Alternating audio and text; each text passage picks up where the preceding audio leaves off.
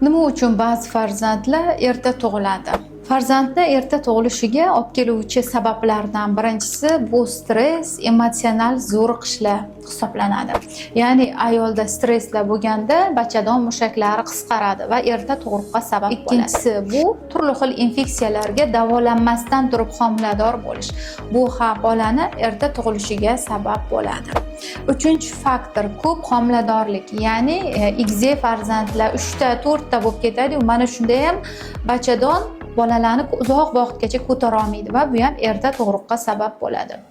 Erta muddatlarda homila suvini ketib qolishi, ko'p suvlilarni bo'lishi ham bu ham bolani erta tug'ilishiga sabab bo'ladi. Bachadon bo'ynini kalta bo'lishi.